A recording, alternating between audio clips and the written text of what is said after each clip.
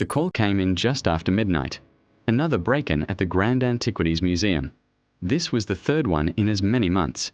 I'm Jack Thorne, private investigator. My usual cases involve cheating spouses or corporate espionage, not chasing shadows in museum. But the director, a nervous man named Mr. Abernathy, was desperate. He said the security systems were state-of-the-art, yet every time, something priceless went missing without a single alarm being tripped.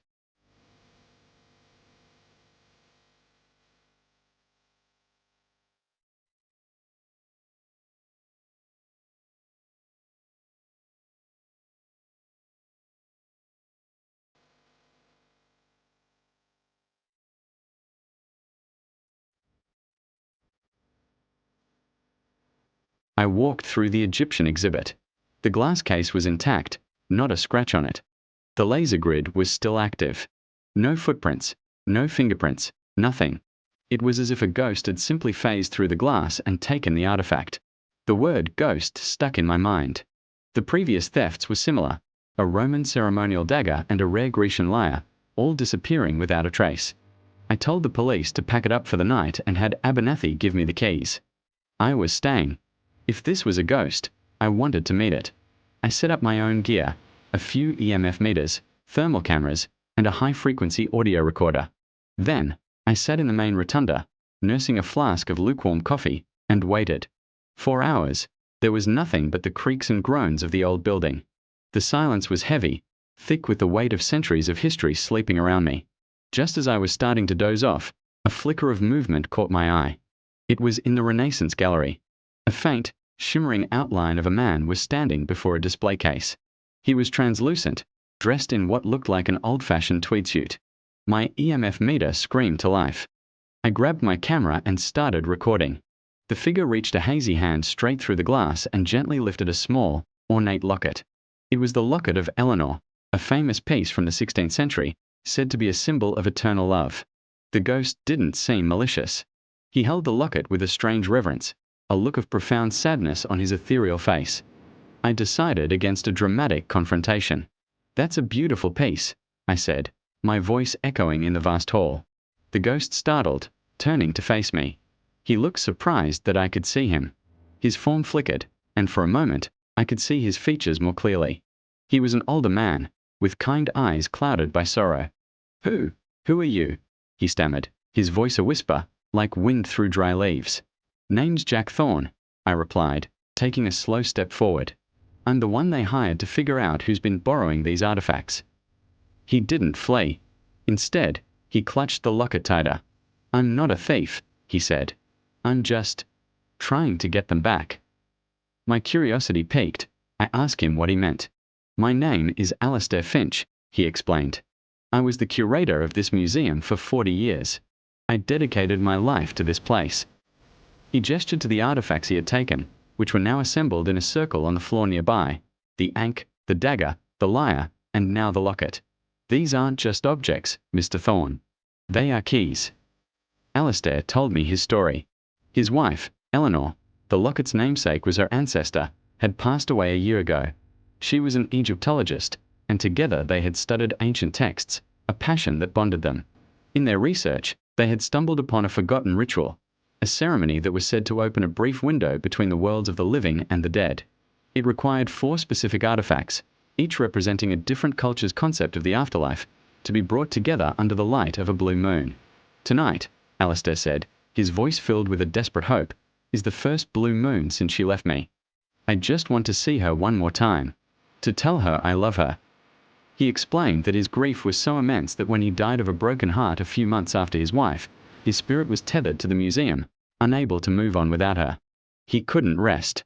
I looked at the shimmering man and the artifacts laid out for a desperate, impossible plan. My job was to recover the stolen items. But my gut told me this was more than a simple case. This was about love, loss, and a bond that even death couldn't break.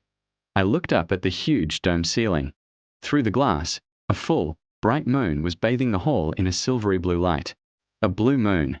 "All right, Alistair," I said, making a decision that would probably get my license revoked. "Let's see if we can get you that conversation."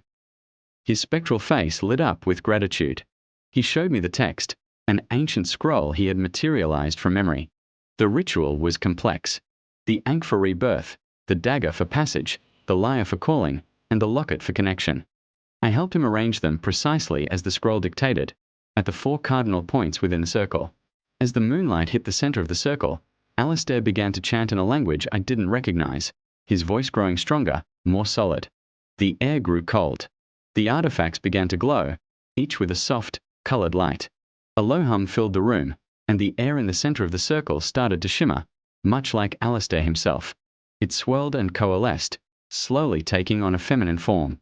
It was a woman, beautiful and ethereal, her form made of soft moonlight. "Alistair," she whispered, her voice like chimes. Alistair wept, tears that made no sound. "Eleanor," he breathed. "I knew you'd wait for me." They reached for each other, their ghostly hands meeting. They couldn't touch, but a palpable energy, a pure, unadulterated love, flowed between them. They spoke for what felt like an eternity, sharing memories and whispering words of love.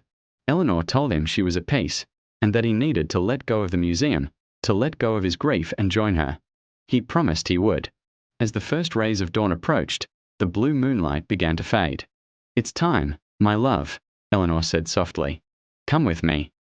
Alistair turned to me, a peaceful smile on his face for the first time. "Thank you, Mr. Thorne," he said. "You've solved more than just a case tonight." He took Eleanor's hand, and this time, their fingers intertwined. Together, they began to fade, their forms dissolving into motes of light that floated up towards the ceiling and vanished. The room was silent again. The artifacts lay on the floor, their glow extinguished. The sun was rising, casting a warm orange light into the museum. I picked up the ankh, the dagger, the lyre, and the locket. I placed each one back in its display case. When Abernathy arrived, he found me sitting in the rotunda, drinking the last of my cold coffee. "Mr. Thorne, what happened? Are the artifacts?" I just pointed.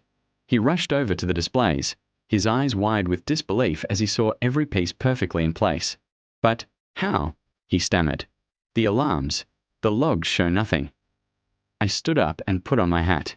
"Just a small security glitch," I said with a shrug. "I patched it up. You won't be having any more trouble from your thief." I handed him the keys and an invoice. On the line item, I simply wrote, "Consulting fee for closing a very, very cold case." He was confused, but relieved. I walked out of the museum and into the morning sun, leaving the secrets of the night behind me. Some cases you solve with evidence and logic, and some you solve with a little bit of faith in things you can't see. This was one of those. Case closed. Thanks for watching. If you enjoyed this story, don't forget to hit that like button and subscribe for more mysteries. See you next time.